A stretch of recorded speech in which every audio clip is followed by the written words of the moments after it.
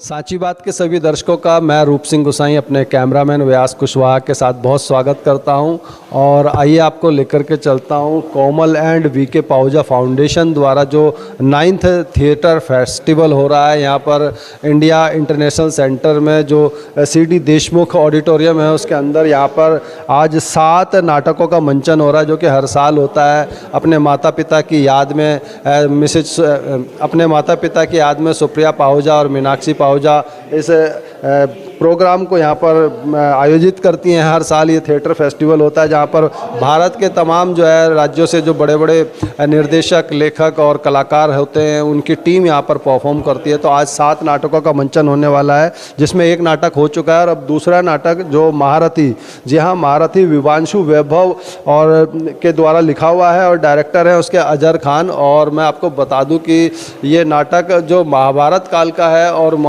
उस महाभारत में महारथी कौन था, इस बात को जो है सवाल खड़ा करता हुआ इसका उत्तर आपको इस नाटक में मिलेगा। तो आइए चलते हैं, देखते हैं महारथी। दोस्तों, मैं आपको बताना चाहता हूं, मनु का नाम आप सबने सुना। मनु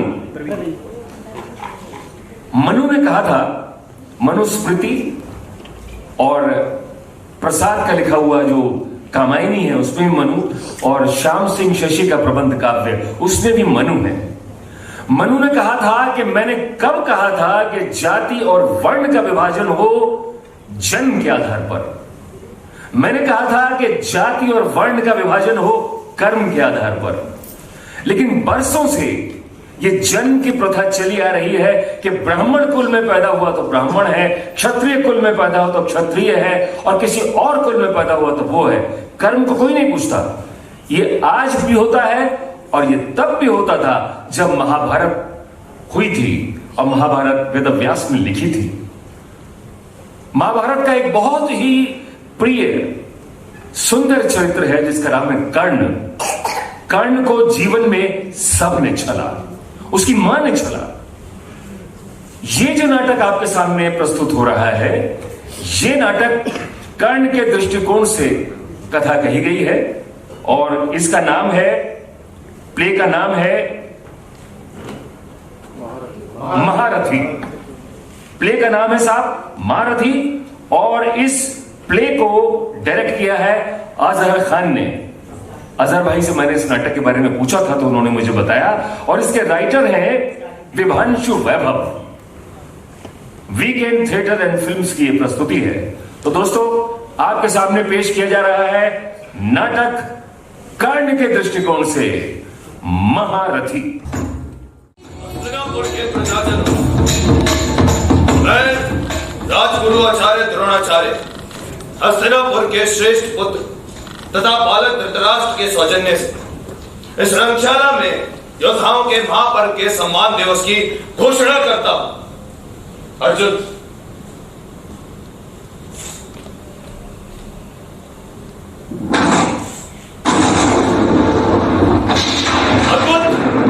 असंभव, संसार के सभी चराचर जीव अजीव सुने। मैं आचार्य द्रोण पांडुपुत्र अर्जुन को त्रिकाल में त्रिलोक का सर्वश्रेष्ठ धनुर्धर घोषित करता हूं। ठहरो।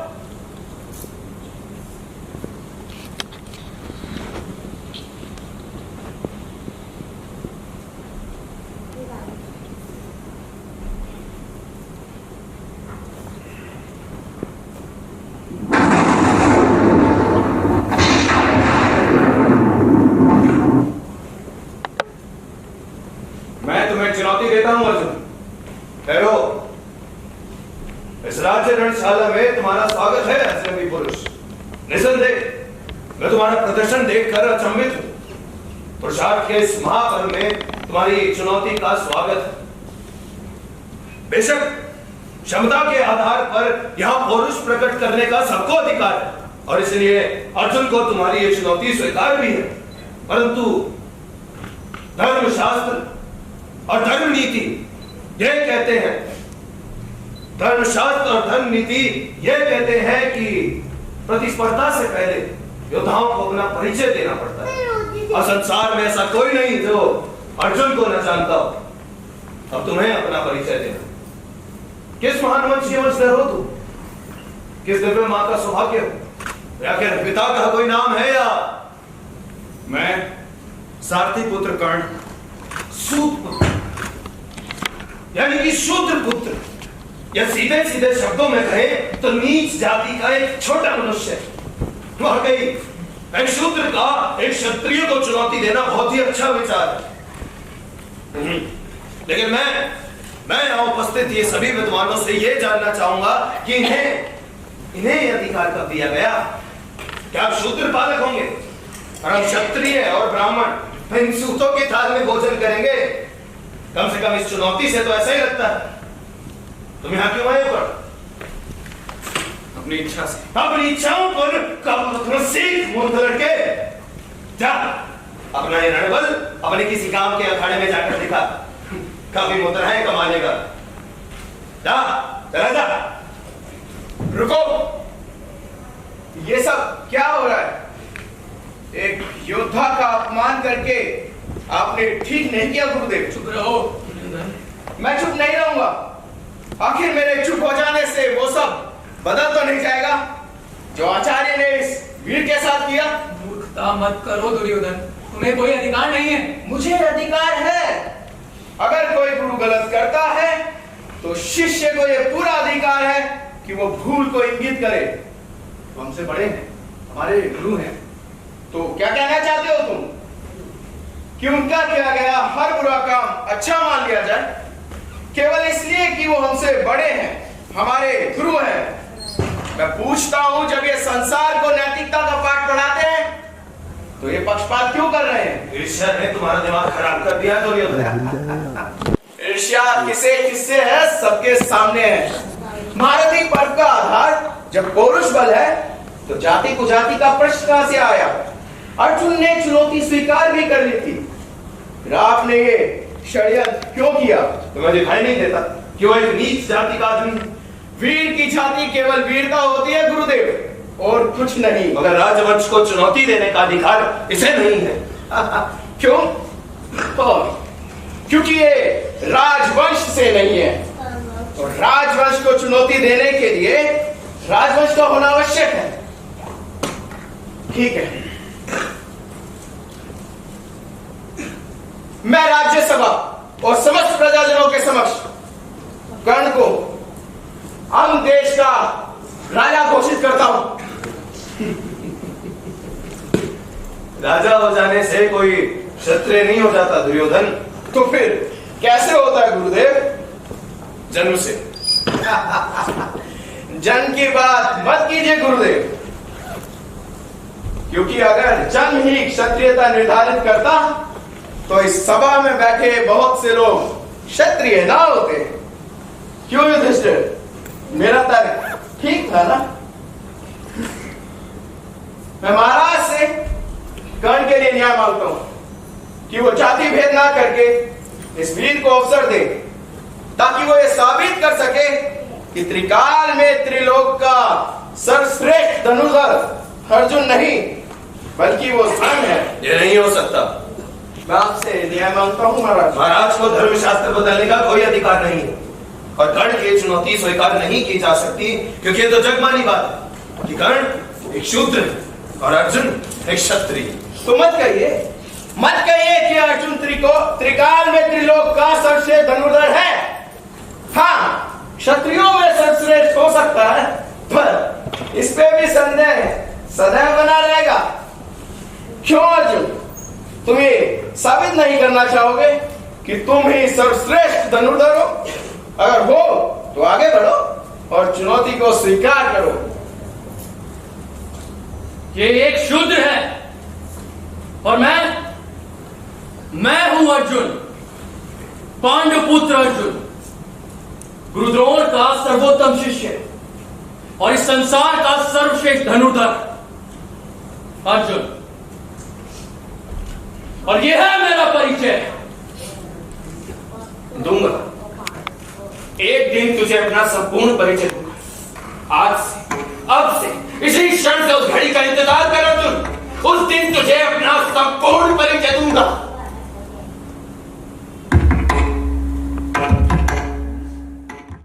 यहां तैयारियां पूरी हो चुकी हैं। पूरा नगर उल्लास में डूबा है, मगर हमारी पांचाली उदास है। क्यों? आप नहीं जानते क्या? सोचा था हमारी पांचाली अब बड़ी हो गई थी, मगर तुम तो। मैं जानती हूँ। अब आप भी पिताजी की तरह मुझे समझाना शुरू मत कर दीजिएगा कि मैं अभी भी अबोध हूँ। मैंने कुछ मूर्खतापूर्ण कहा क्या? नहीं, बस यूं लगा कि एक क्षण में ही तुम बड़ी हो गई। वास्तव में अब तुम स्वयंवर के योग्य हो। मगर मुझे वरण करने वाला योग्य पुरुष कहाँ? सुनो पांचाली, तुम्हारा वरण करने वाले इस संसार में केवल 4 पुरुष हैं। पहले भीष्म, दूसरा एकलव्य, तीसरा कर्ण और चौथा अर्जुन। भीष्म अपनी प्रतिज्ञा के कारण किसी स्त्री का वरण नहीं करेंगे। एकलव्य को बहुत पहले ही द्रोण ने अर्जुन मोह में अक्षम कर दिया, और कर्ण का क्या होगा कृष्ण? समय आने पर स्वयं जान जाओगी पांचाली। और चौथा अर्जुन, जो लाक्षागृह में दुर्योधन की क्रूरता का शिकार हुआ। फिर कौन बचा कृष्ण? भूलो मत पांचाली, समय और भाग्य से बड़ा कोई नहीं होता। चलो, स्वयंवर का समय नजदीक आ रहा है। अर्जुन के बारे में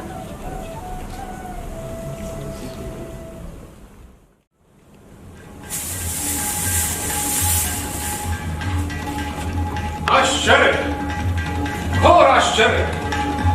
आज यहां पर संसार के सभी प्रतिष्ठित योद्धा विराजमान है, जिनकी पुकार से समूचा आकाश थर्रा जाता है, जिनकी प्रत्यंचा के बाण से सेनाओं के हृदय कांप जाते हैं, और जिनके बाण अग्नि जल वायु तक को फेर देते हैं। और वो सब आज इस स्वयंवर में एक मछली की आंख तक को फेरने में असमर्थ हैं। जिसे मैं असत्य मान बैठा था, लगता है वही सत्य है। कितने दुख की बात है कि आज एक भी वीर ऐसा नहीं जो इस लक्ष्य को भेद सके। क्या सचमुच में यहां कोई नहीं है जो पांचाली का वर्ण कर सके, जिसके गले में मेरी पुत्री वरमाला डाल सके? मैं जानना चाहता हूं कि क्या कोई योद्धा उपस्थित है या नहीं, और या कोई पुरुष भी नहीं। पांचाल नरेश, अपने क्रोध और दुख के कोप से सभा को अपमानित मत कीजिए। किसी के पुरुषार्थ पर उंगली मत उठाइए, क्योंकि इस सभा में पुरुष अभी मौजूद है। ठहरो ब्राह्मण, तुमने ठीक कहा। इस सभा में अभी पुरुष मौजूद हैं, और राजपुरुष भी अभी मौजूद हैं। सचमुच? क्या ऐसा है दुर्योधन? हाँ, है द्वारकाधीश। कहां? यहाँ इसी सभा में। तो वो आगे क्यों नहीं आता? उठो कर्ण। तुम मेरे मित्र हो, मेरा अभिन्न अंग हो। क्या मेरा अंग मेरा साथ नहीं देगा? मेरा टीका हो चुका, मेरा टीका कौन हो चुका और मैं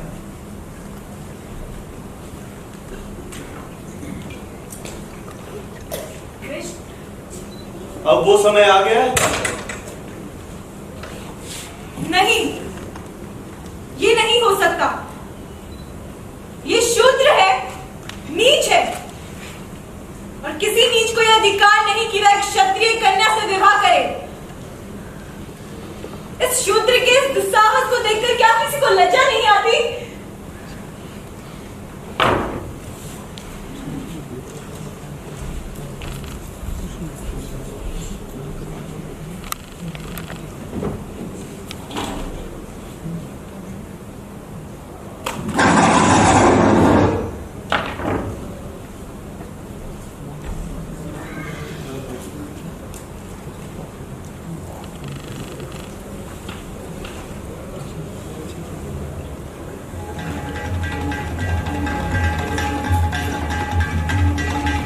यह अन्याय है। मैं इस विवाह को मान्यता नहीं देता। अंगराज को जाति के आधार पर नकारने वाली द्रौपदी को एक क्षत्रिय कन्या होने के नाते कोई अधिकार नहीं है कि वो क्षत्रियों की उपस्थिति में एक ब्राह्मण का वरण करे। यदि क्षत्रिय अक्षम हो तो चारा ही क्या बचता है? क्षमता के आधार पर होने वाले स्वयंवर में जाति का कुतर्क क्यों? सवाल तर्क कुतर्क का नहीं है दुर्योधन, सवाल है अधिकारों का। ब्राह्मण श्रेष्ठ होता है और श्रेष्ठ से विवाह करना अमान्य नहीं है। मैं नहीं मानता। तुम मानो या ना मानो, संसार मानता है। और ना सिर्फ मानता है बल्कि जानता भी। और नीच सिर्फ नीच होता है। अयो! सुदामन! सुदामन! सुदामन! सुदामन!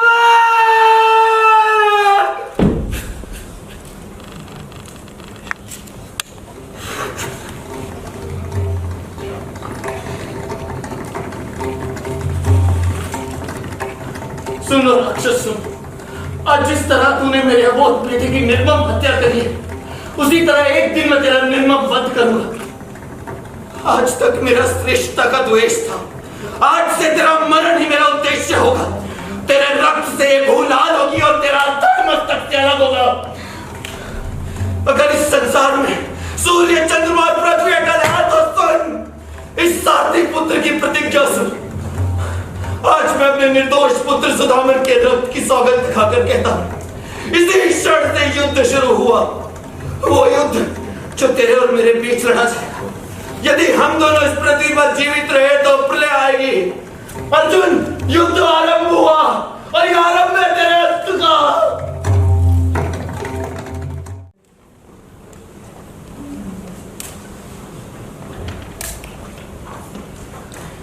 हस्तिनापुर की प्रजा का हित द्वारका नरेश या हस्तिनापुर से अलग हुए पांडव कैसे तय कर सकते हैं? हित तो पालक तय करता है और प्रजा का पालक मैं हूं, हस्तिनापुर नरेश दुर्योधन। अच्छा, मुझे तो लगता था कि ये अधिकार महाराज धृतराष्ट्र को मिला हुआ है। न जाने क्यों ही मैं तुमसे बहस कर रहा हूं, जबकि ये सभी बातें तो महाराज को स्वयं तय करनी। मैं आशा करता हूं कि महाराज सोच विचार कर निर्णय लेंगे और पांडवों को निश्चिंतता प्रदान करेंगे कि उनके साथ अन्याय नहीं होगा।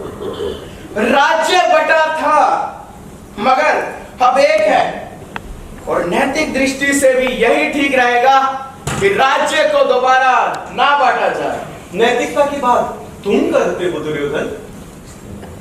मैं अपना आधा राज्य उन दुर्बल और अक्षम पांडवों के हाथ में नहीं सौंपूंगा। कृष्ण, क्या आपका भी यही मत है?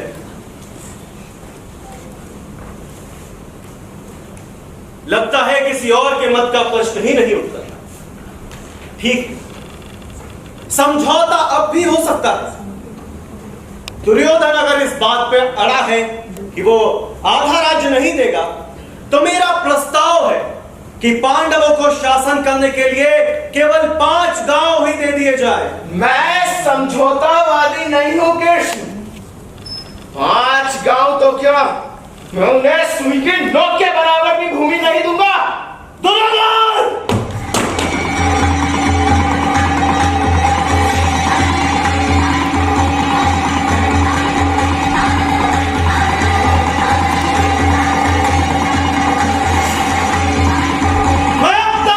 हर गलती को यह समझकर माफ करता आया कि तू एक बच्चा है, अबोध, नादान और मूर्ख है।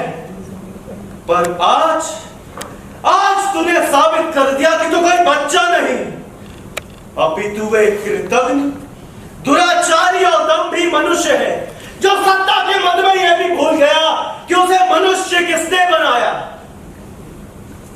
तूने मुझे नहीं पहचाना दुर्योधन, तूने कृष्ण को नहीं पहचाना।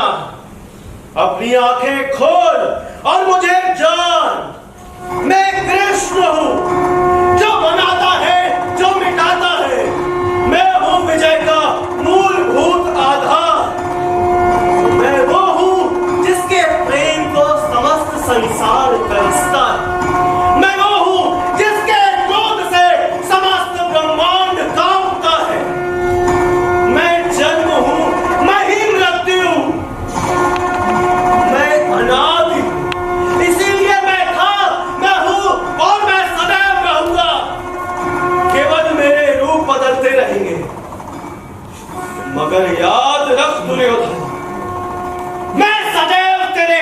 का मूल रहूंगा।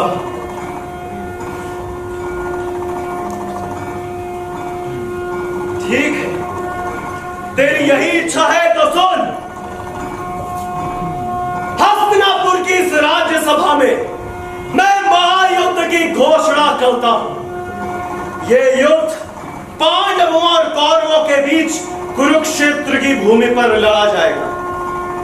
ये धर्म युद्ध होगा, मगर इसके परिणाम इतने बीभत्स होंगे जिसकी तू कल्पना भी नहीं कर सकता। प्रलय आएगी, हथियारों की प्रचंड टंकार समूचे मानव जाति को मत डालेगी, परंतु अमृत नहीं मिलेगा। मिलेगा तो सिर्फ काला कसैला बदबूदार विष। घायल तड़पेंगे, छटपटाएंगे, नमक की ढेली में पड़ी चोक की तरह मृत्यु की कामना करेंगे, परंतु मृत्यु सिर्फ भाग्यवानों को ही नसीब होगी। ये वो समय होगा जब भाई भाई के खून का प्यासा होगा, सुरा की जगह संबंधियों और मित्रों का रक्तपान होगा। आतंक, आतंक दुर्योधन, आतंक। आकाश के वक्ष से लहू टपकेगा, समूची धरती वस्त्रों से पट जाएगी और फिर सब खत्म होगा। बचेगा तो सिर्फ डरावना सन्नाटा और लाशों की सड़ांध। हाँ दुर्योधन, हाँ, अब युद्ध होगा।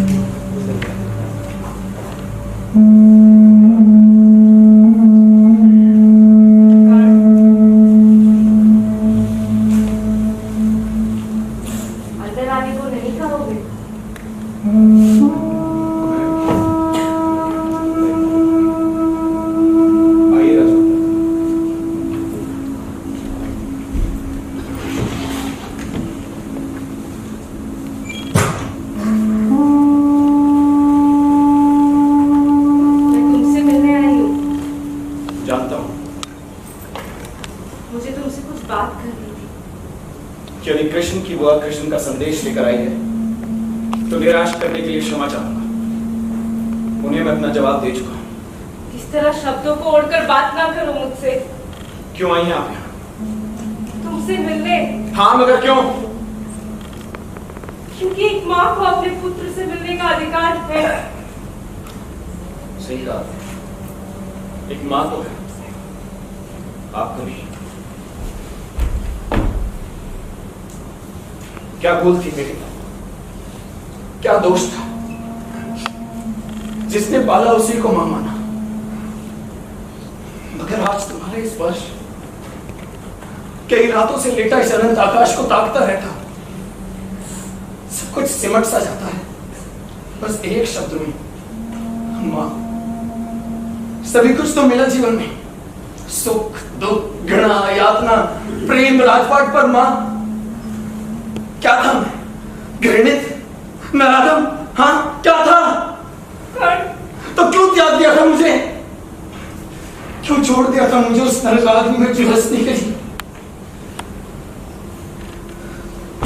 मैं सहाय हूं, मैं लाचार हूं, मैं बहुत सहमा हुआ हूं मां। मैं कहां जाऊं?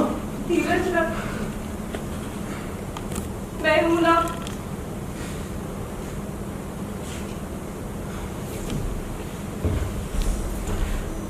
क्षमा कीजिए राजमाता, इस तरह भावनाओं में बहना मेरी आदत नहीं है। रात्रि का तीसरा पहर बीत रहा है। भोर होने से पहले राजमाता राजमहल जाना चाहेंगी? राजमाता मत कहो मुझे। तो क्या कहूं? शायद ये आप भी नहीं जानती। इस तरह मुझे अपमानित मत करो पुत्र। अपमान? जो स्वयं जीवन भर अपमान में जिया हो, क्या किसी का अपमान करेगा? अपमान को जानते हुए भी अपमानित करना बहुत मुश्किल है। काश किसे आप कभी समझ पाते। बहुत समझदार हो गया है ना तू। अपमान, दुख, यातना सिर्फ तूने ही तो सहा है।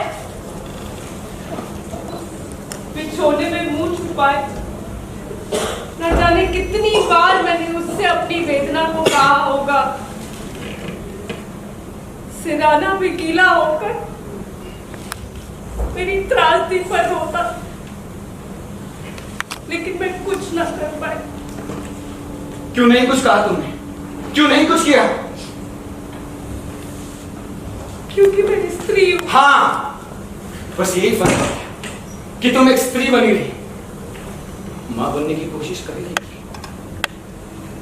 ये झूठ है। मैंने तुम्हें हमेशा अपना पुत्र माना है। हाँ, मगर आज, लेकिन आज ही क्यों माना मुझे अपना पुत्र? जब कल सुबह कर्ण कौरव सेना का सेनापति बनकर जा रहा है, क्यों माना मुझे अपना पुत्र? जब मेरा संकल्प दृढ़ हो चुका है कि पांडवों का वध ही मेरा ध्येय है। मुझ पर लांछन मत लगाओ। लांछन नहीं लगा रहा हूं, सिर्फ वास्तविकता बता रहा हूं। जो अब तक छिपाया ही था अपनी वेदना को, तो आज क्यों कहने चली आई मुझसे अपनी त्रासदी? यदि मैं आज भी ना आती तो विनाश होता। भाई भाई की हत्या करने के लिए रण में उतर जाते। यदि मैं युद्ध में ना भी जाऊं तो भी वहां भाई भाई की हत्या कर रहे हैं।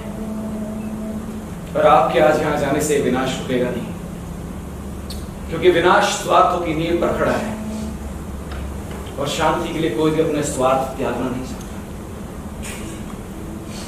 जाइए, जाकर विश्राम कीजिए। कल सुबह आपको अपने पुत्रों का रण तिलक भी तो करना होगा।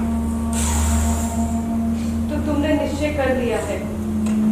हाँ, मैंने निर्णय ले लिया है, मैं इसे नकार नहीं सकता। तुम ये भी तो नहीं नकार सकते जिससे तुम वध करने जा रहे हो वो भी शक्तिशाली है। वो भी तो कर सकते हैं तुम्हारा वध। पहली बार सुना है कि कोई मां अपने पुत्र को युद्ध में जाने से पहले ऐसे वचन कहती है। चिंता स्वाभाविक है, किंतु निर्भय रहिए कि वो शक्तिशाली नहीं है, क्योंकि उनकी शक्ति है कृष्ण, और कृष्ण किसी की शक्ति क्या बनेंगे? वो तो खुद इतने निर्बल है। गलत नहीं कह रहा हूं राजमाता। अगर वो कमजोर ना होते तो आपको ना भेजते, इंद्र को ना भेजते मेरा कवच और कुंडल देने के लिए। ये देखिए, दे दिया सब दान। यदि कोई ये सोचता है कि कवच और कुंडल देने से कर्ण नहीं रहा, तो यह उसकी सबसे बड़ी भूल है, क्योंकि कर्ण का अर्थ कवच और कुंडल नहीं, बल्कि वो है जो तुम्हारे सामने खड़ा है।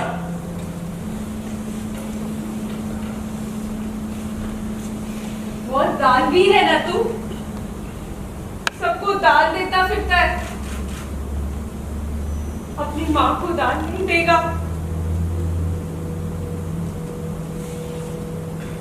मां को दान देकर उसे छोटा कर दूं, ये मुझसे नहीं होगा।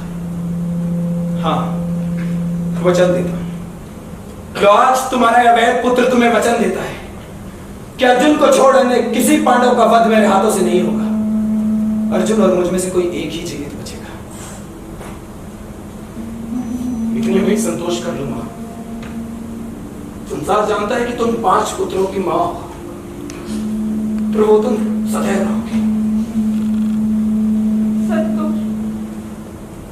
संतोष तो संसार को होगा, लेकिन पुत्र तो मैं ही कहूंगी।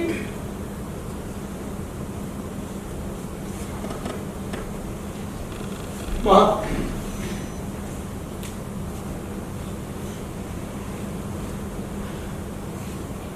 क्या युद्ध में जाने से पहले मुझे आपके आखिरी आलिंगन का भी अधिकार नहीं है?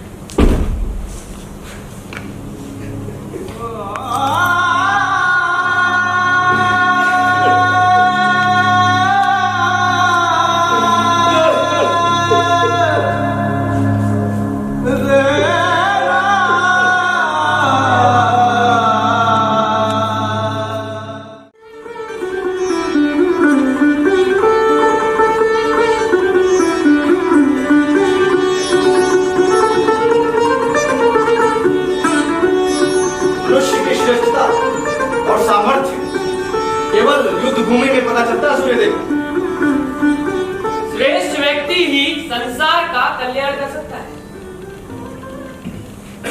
अब प्रश्न ये है कि महाभारत का श्रेष्ठ योद्धा था कौन? क्या वो पितामह भीष्म थे, या गुरु द्रोण, या पांडव, या कौरव में से कोई? कौन था सबसे श्रेष्ठ? ये युद्ध केवल दो पुरुषों के सामर्थ्य से हो रहा है। एक तुम्हारा पुत्र गांडीव धारक अर्जुन, और दूसरा मेरा पुत्र महारथी दानवीर कर्ण। और प्रश्न अभी भी वही का वही है सूर्य। अब इन दोनों में श्रेष्ठ कौन? इंसान की श्रेष्ठता उसके सामर्थ्य या पुरुषार्थ में नहीं होती। श्रेष्ठ वही है जो संसार को दान दे सके, जो संसार को अपनी सबसे प्रिय वस्तु दान दे सके। अगर कोई प्राण भी मांगे तो प्राण त्याग देने में संकोच न करे। वास्तविकता में श्रेष्ठ वही है। सिर्फ कवच और कुंडल दान दे देने से कोई दानवीर नहीं हो जाता। जिसने अपने संपूर्ण जीवन काल में दान देने का प्रण लिया हो उसे कैसे तोड़ सकता है? और बात रही मेरे पुत्र की, तो आपको भी तो कवच और कुंडल दान दिया था मेरे पुत्र ने। वो दान नहीं हो सकता हो उसका घमंड कि मैं कर्ण भगवान इंद्र को दान दूंगा ताकि समस्त विश्व उसका स्मरण करे। सूर्य की उपस्थिति और सत्य को प्रमाण की आवश्यकता नहीं होती। यदि आपके हृदय में फिर भी संशय है तो अवश्य आप परीक्षा ले सकते हैं कर्ण की। ठीक है, आज ये निश्चय हो जाएगा कि हम दोनों के पुत्रों में श्रेष्ठ कौन।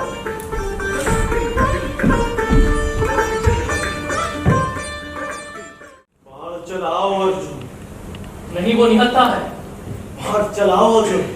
उसके रथ का पहिया कीचड़ में धंसा है कृष्ण। बाण चलाओ अर्जुन। नहीं, ये गलत है। बाण चलाओ अर्जुन। हाँ,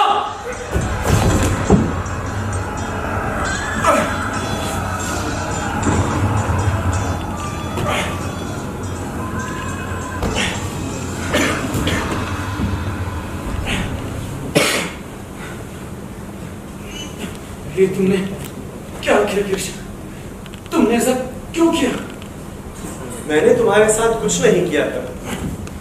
ये तो तुम्हारी नियति थी। अधर्म का यही अंत होता है और तुम अधर्म के साथ थे। अधर्म? कृष्ण, ये धर्म और अधर्म क्या होता है? जो तुमने किया वो मेरा था, और जो मैंने किया वो तुम्हारा धर्म। फिर क्या धर्म और कैसा अधर्म? जवाब दो कृष्ण, तुमने ऐसा क्यों किया? ये मेरा युद्ध धर्म था। ये युद्ध था क्या कृष्ण? ये धर्म युद्ध था। युद्ध मेरे और दुर्योधन के विचारों का था। फिर तुम बीच में क्यों आए थे? अपने सिद्धांतों के कारण। सिद्धांत? विचार ही तो सिद्धांत होते हैं। नहीं कृष्ण, सिद्धांत अड़े रहते हैं और विचार बदल जाते हैं। और आज रण क्षेत्र में तुम्हें देखकर महसूस हुआ कि कुछ लोगों के तो सिद्धांत भी बदल जाते हैं। ये बात तुम जानते हो, मगर क्या ये कटु वचन संसार मानेगा? कैसे मानेगा कृष्ण? तुम तो यवनिका के पीछे हो। उन्हीं से तुमने हर न्याय, हर तर्क, हर सिद्धांत को तोड़ा और मरोड़ा है। यदि मैं मान भी लूं कि मैंने ऐसा किया, तो तुम क्या इस गंदगी से बचे रहे? कहां था तुम्हारा पौरुष जब द्रौपदी के वस्त्र हरे जा रहे थे? अब क्यों चुप रहे जब दुर्योधन ने पांडवों के साथ अन्याय किया? क्यों मारा महारथियों के साथ मिलकर अबोध अभिमन्यु? नहीं कर। अगर आरोप मुझ पर है तो तुम भी इससे बचे नहीं। मगर इतना तो तुम मानते ही हो कृष्ण कि तुमने बुरा किया। और अच्छा भी। मनुष्य ना तो कभी पूरी तरह से अच्छा हुआ है, ना पूरी तरह से बुरा। मैं भी मनुष्य का एक रूप हूं। तो मैं भी इसका अपवाद तो नहीं हो सकता। फिर तुम ही पूजे जाओगे कृष्ण? क्योंकि मैंने धर्म का आधार रखा और अंततः विजय उसी की। कृष्ण, धर्म विजयी होता है या विजय धर्म? यदि हम जीतते तो धर्म हम बनाते और हमें पूजे जाते। मगर तुम हार चुके हो कर।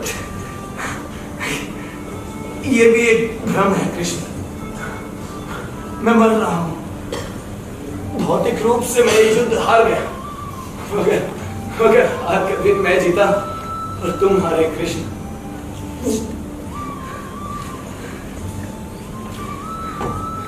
कृष्ण, क्योंकि योगेश्वर के लाकर भी तुम अपने सिद्धांतों पर टिक नहीं पाए और मैं आज तक अड़िग हूं। उसका उदाहरण है तुम्हारे ये बंद मुट्ठी। कृष्ण, तुमसे अच्छा तो मेरा शत्रु अर्जुन है, जो मुझे निहत्था देखकर झिझक गया था। मगर तुम नहीं झिझके कृष्ण, तुम नहीं झिझके। कृष्ण, कृष्ण, मुझे लगता है कि मैं हार गया। कर कृष्ण, मेरा युद्ध क्या था? मेरे व्यक्तित्व का युद्ध, मेरे अधिकारों का युद्ध, मेरे जन्म का युद्ध।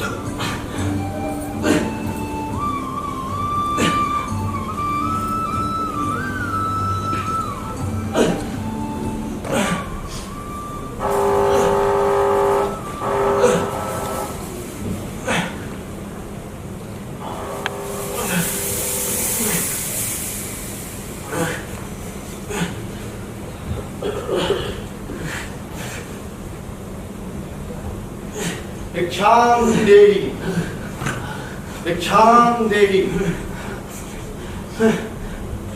भिक्षाम देहि।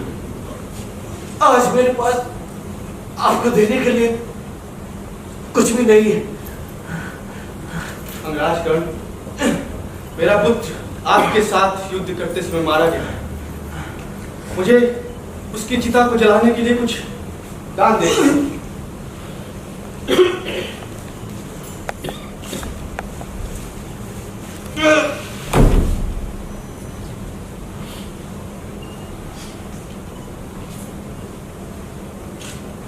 ये सत्य है वत्स, तुम सबसे बड़े दानवीर और तुम ही सबसे श्रेष्ठ पुत्र। तुम्हारा कल्याण हो वत्स। तुम मृत्युंजय हो कर्ण, मृत्युंजय हो।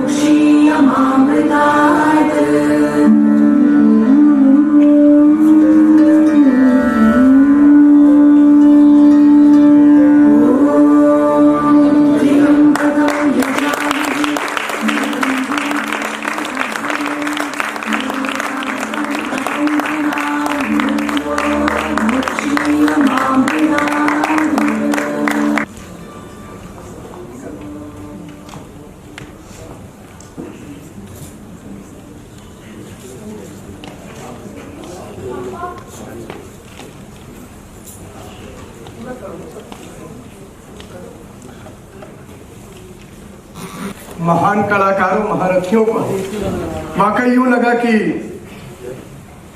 कृष्ण, दुर्योधन, भीम, अर्जुन, इन सब के रूप में और इन देवियों के रूप में साक्षात महाभारत का दर्शन, कि वो कृपया मंच पर आएं और इन कलाकारों का सम्मान करें, इनका गौरव, इनका मान बढ़ाएं।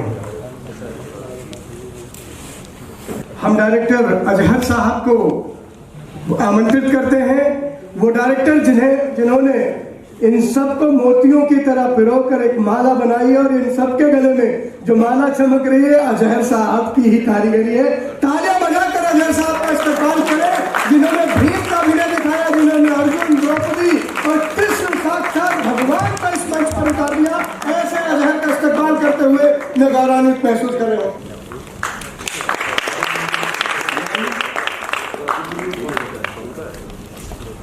द्रुपद के किरदार में वीरेंद्र सिंह सर,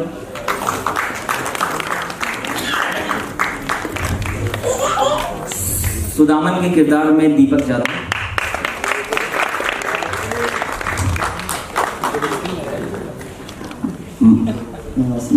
अर्जुन के किरदार में अभिषेक चौधरी,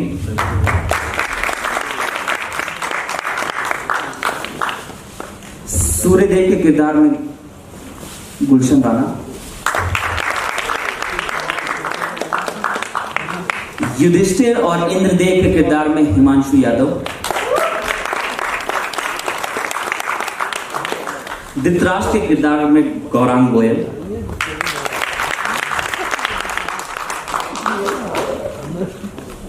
कुंती के किरदार में अनुष्का लॉल,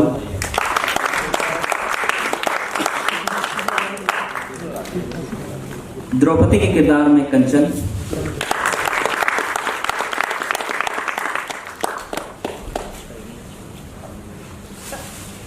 दुर्योधन के किरदार में रमन वर्मा,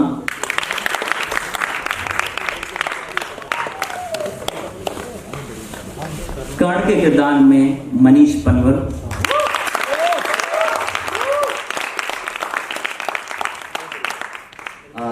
इस प्ले की लाइट्स करी थी रितेश सिंह ने। रितेश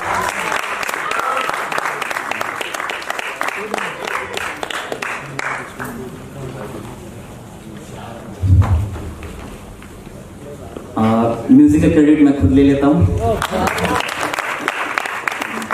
और अंत में जिसका कोई अंत नहीं है, कृष्ण के किरदार में अक्षय तिवारी।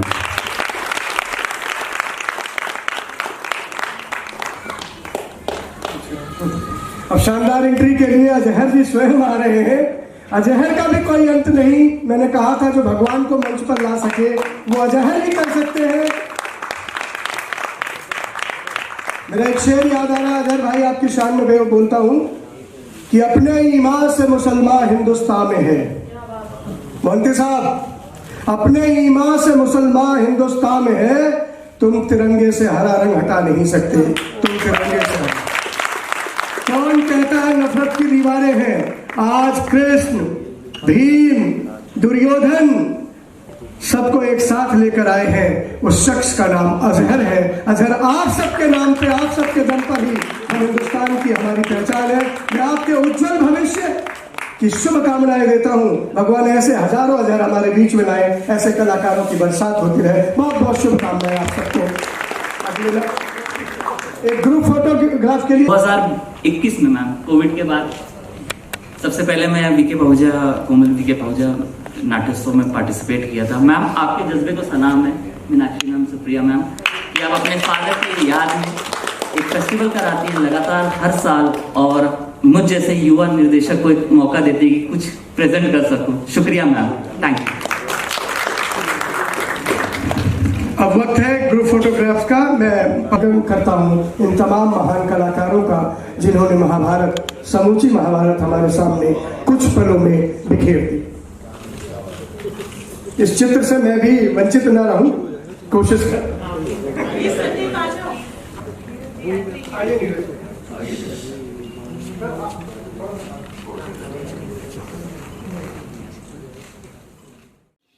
आइए मिलते हैं रमन वर्मा जी से, जो कि दुर्योधन के एक नेगेटिव किरदार में थे। तो कैसा ये किरदार रहा? आपने नेगेटिव किरदार चुना।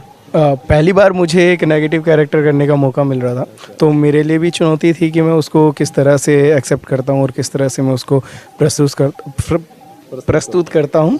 और क्या कहते हैं, अजहर भाई के डायरेक्शन में है, फिर तो आपको फिर वो दे देते हैं कि आप में एक स्पेशलिटी आ जाती है कि अरे यार, फिर तो ऐसा लगता है कि मतलब 2-3 रिहर्सल के बाद ही ऐसा लगता है कि अरे दुर्योधन तो मैं ही हूँ।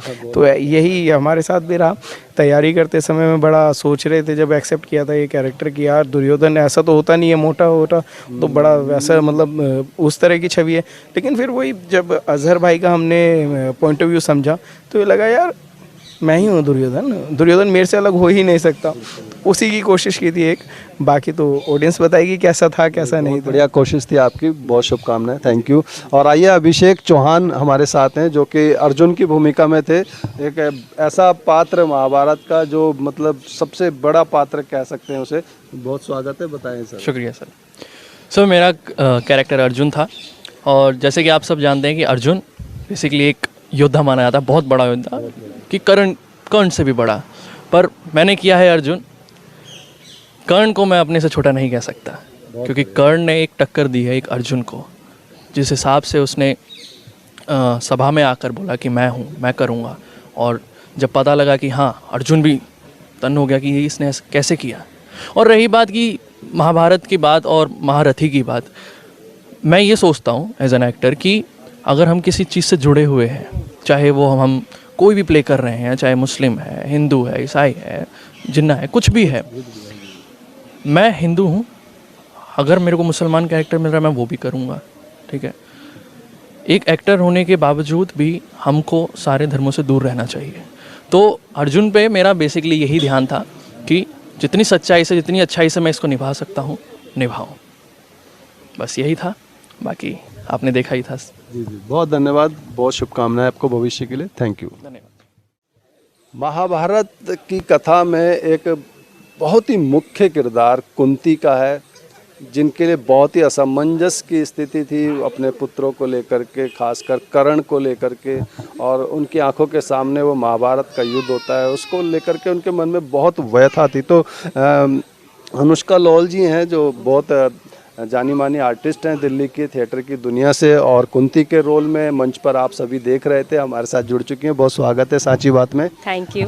बताएं ये इतना कठिन जो कैरेक्टर आपने लिया उसके बारे में, कुंती के कैरेक्टर को लेकर कुछ बताएं। कुंती का कैरेक्टर बहुत ही महत्वपूर्ण कैरेक्टर है महाभारत में, और वो कर्ण और पांडवों की माँ का किरदार है, जिसको मैंने कोशिश की निभाने की स्टेज पे। और मैं चाहती थी कि मैं एक माँ का किरदार निभाऊं और उसको मंच पे जी सकूं, क्योंकि एक वो माँ है जो असमंजस में है, और वो कर्ण को कभी अपना पुत्र उसने स्वीकार नहीं किया, पब्लिकली स्वीकार नहीं किया। और वो एक दिन आता है जब उसी के खुद के पुत्रों की लड़ाई होने वाली होती है, और वो चाहती है कि उसके सारे पुत्र बचे रहें और उसका कोई पुत्र नहीं मरे। तो अपने पुत्र से मिलने जाती है कर्ण से, और कर्ण जिससे वो पहली बार मिलने जाती है कृष्ण के कहने पे, और उस पूरी की पूरी महाभारत में वो बहुत ही महत्वपूर्ण सीन होता है। तो वो सीन मैंने किया स्टेज पे महारथी प्ले में, जो कि अजहर जी ने डायरेक्ट किया था, और मैं अनुष्का उसको निभा रही थी। Thank you so much. Thank you. आइए मिलते हैं भगवान श्री कृष्ण का साक्षात रूप अक्षय तिवारी जी से, जिन्होंने अपने इस किरदार को जीवंत कर दिया मंच पर। बहुत स्वागत है हमारे चैनल में। बहुत बहुत शुक्रिया सर आपका। आप भगवान कृष्ण की भूमिका में आपने सभी दर्शकों ने आपको देखा, बताएं सर इस किरदार के बारे में। कृष्ण का किरदार बहुत कठिन किरदारों में से एक रहता है, क्योंकि हम सभी रिलेट नहीं कर पाते कई बार, क्योंकि जो एक तो भगवान है, उसके अलावा उनमें 64 कलाएँ हैं, जो हम लोगों में तो मुश्किल से 10 कलाएँ होती हैं, तो हमें लगता है कि हमने बहुत ज़्यादा टैलेंट आ चुका है। तो मुश्किल रहता है रिलेट करना एक ऐसे कैरेक्टर के साथ जिसकी आप बस कल्पना कर सकते हो, ऐसे आपके आसपास कोई है नहीं। जैसे कि बाकी लोग ऐसे हैं कैरेक्टर्स को हो सकता है आपके आसपास कोई मिल जाए, कि आपका टीचर कोई है जो बहुत स्ट्रिक्ट था, आप सोच सकते हो कि वो द्रोणाचार्य ऐसे रहे होंगे, लेकिन श्री कृष्ण कैसे थे आप सोच नहीं सकते। ये बस एक कल्पना है कि वो कैसे रहे होंगे। तो काफ़ी अच्छा है, इंटरेस्टिंग रहता है, क्योंकि उस चीज़ को एक और आपके पास ज़्यादा स्कोप होता है इस चीज़ का, क्योंकि जो चीज़ की कल्पना करी जा रही है तो कल्पना में आप और ज़्यादा एक्सप्लोर कर सकते हो उस इमोशंस को। आम भाषा से दूर जो शुद्ध हिंदी का उच्चारण भगवानों की जो कथाओं में होता है वो आपने किया, तो कितना मुश्किल, कितना कठिन रहा होगा? मेरे लिए बहुत ज़्यादा कठिन नहीं था, क्योंकि मैं जिस क्षेत्र से हूँ यूपी के, तो हिंदी भाषी क्षेत्र है और मेरी जो प्रारंभिक शिक्षा है शुद्ध हिंदी भाषा में हुई है, तो इस कारणवश मेरा हिंदी भाषा पे अच्छा नियंत्रण है। मैं परस्पर वार्तालाप में उसका प्रयोग करने में सक्षम हूँ, तो मुझे उतनी समस्या नहीं आई। तो हाँ, मेरे लिए दिक्कत नहीं आई मुझे इस चीज़ की वजह से। तो जी, थैंक यू सो मच, आपने समय दिया। Thank you so much. Hare Krishna. Thank you so much. अभी आपने जो नाटक देखा महारथी, तो उसे प्रस्तुत करने वाले जो निर्देशक हैं मिस्टर अजहर खान, जिनके आप तमाम नाटक लगभग हमारे इस चैनल के माध्यम से देखते रहते हैं, तो अजहर खान जी आपका बहुत स्वागत है सांची बात में। हर बार की तरीके। जी जी बिल्कुल, और बड़ा अच्छा लगता है आपके साथ मिलते हुए, और आप इतने अच्छे अच्छे नाटक प्रस्तुत करते हैं, पूरे भारतवर्ष में शो करते हैं। बहुत बधाई, बहुत शुभकामनाएं। और आज आपने महाभारत को यहाँ उतारा कि महारथी आखिर कौन था, इसी विषय को उठाया आपने, तो बताएं सर इस नाटक के बारे में। देखिए, शब्दों पे ऊपर अगर हम जाते हैं तो महारथी हम किसी को भी कह सकते हैं, महारथी कोई भी हो सकता है, पर वास्तविकता ये है कि आज के टाइम में जब हम आज का समय देखते हैं तो प्यार एक ऐसी चीज़ है ना जो हर कोई खोता जा रहा है। कोई कुछ देना नहीं चाहता, हर कोई लेना ही चाहता है। बहुत बढ़िया। और अगर जब आप कर्ण की जीवन देखेंगे, उसको संसार में कोई नहीं अपनाता, उसकी माँ भी उसे नहीं अपनाती। अंत में वो आके कहती है कि मुझे दान दे दो, तुम युद्ध मत करो। क्या वो पांडवों के पास नहीं जा सकती थी? एक नीच जाति का होने की वजह से उसे सारे अधिकारों से वंचित रखा गया, पर वो अंत तक अपने सिद्धांतों पर अडिग था। पूरी दुनिया कहती रही कि दुर्योधन की मित्रता उससे नहीं है, तो उसने कहा मैं मित्र का साथ दूंगा। लोग फ्रेंडशिप डे मनाते हैं, फ्रेंडशिप की बात करते हैं, दोस्ती की बात करते हैं। कर्ण और दुर्योधन से ज़्यादा मित्रता मुझे नहीं लगता संसार में किसी की रही होगी। बिल्कुल सही बात। तो एक छोटी सी कोशिश थी कि कैसे जो जाति भेद है, एक नीच जाति, एक सूत पुत्र होने की वजह से उसे उसके अधिकारों से वंचित रखा गया, फिर भी उसने समाज को दिया वापस। ऐसे ही मनुष्य हम सबको बनना चाहिए। हम सबके जीवन में कठिनाइयाँ आएंगी, परिस्थितियाँ आएंगी जब हम अपने सिद्धांत, अपने विचारों से हटने का मन करेगा, पर नहीं, अडिग रहना है और समाज में बदलाव लाना है। एक छोटी आयु के आप हैं और इतने बड़े निर्देशक का ओहदा आप ले चुके हैं, और ख़ास बात है कि आप एक मुस्लिम समुदाय से आते हैं, और फिर उसके बावजूद आपने महाभारत की जो चित्रण यहाँ पर किया है, इसको प्रस्तुत किया है, और जिसकी आपकी सराहना भी हो रही है इसके लिए, तो हमारी ओर से भी बहुत आपको बधाई देते हैं। तो आपने महाभारत जो है स्पेशल ये सब्जेक्ट लिया उसके लिए। मैं पिछले 2017 में मैं पहली बार महारथी देखा था के सर का। तो कर्ण से तो बचपन से ही एक अलग से वो था कि हाँ, वो एक ऐसा ट्रेजेडी हीरो है जो हमेशा दिमाग में रहा है। पिछले 5 साल से मैं इस थीम के साथ, इस नाटक के साथ एक्सपेरिमेंट करते जा रहा हूँ। मेरा इस नाटक को दिखाने का ये मतलब है कि आप इससे सीख लेके जाइए, अपने सिद्धांत पे अडिग रहिए, अपनी जो विचारधारा है उसमें बदलाव ना लाइए, उसमें सकारात्मक बदलाव लाइए। कर्ण को बहुत चीज़ें पता थी, फिर भी उसने उस चीज़ के बारे में किया। और जहाँ तक रही आज के समय की बात, आज के समय में जब 2 समुदाय की मैं बात करूँ, दोनों समुदाय एक दूसरे को गलत कहती है। गलत समुदाय नहीं, गलत वो परिस्थितियाँ हैं जो उन लोग को क्रिएट करते हैं। कोई भी धर्म, आप कोई भी धर्म उठा के देख लीजिए, वो ये नहीं कहता कि दूसरे धर्म वालों को लड़ो, झगड़ो। सारे धर्म एक चीज़ रहते हैं, प्यार से रहो, अच्छा कर्म करो, अच्छा फल मिलेगा। तो जब धर्म हमें नहीं सिखाता तो सिखा कौन रहा है, उस पर एक सवाल है, बहुत बड़ा सवाल है। और जहाँ तक बात रही दुर्योधन की या कर्ण की, जैसे भगवान कृष्ण का एक डायलॉग है, जब हम मनुष्य रूप में आते हैं तो हम बहुत सी गलतियाँ करते हैं, हम उस गलतियों से बच नहीं सकते। तो जब हम मनुष्य रूप में आते तो हम गलतियाँ करते हैं, उन गलतियों को माने और ये कोशिश करें कि आगे उस चीज़ को हम रिपीट नहीं करेंगे।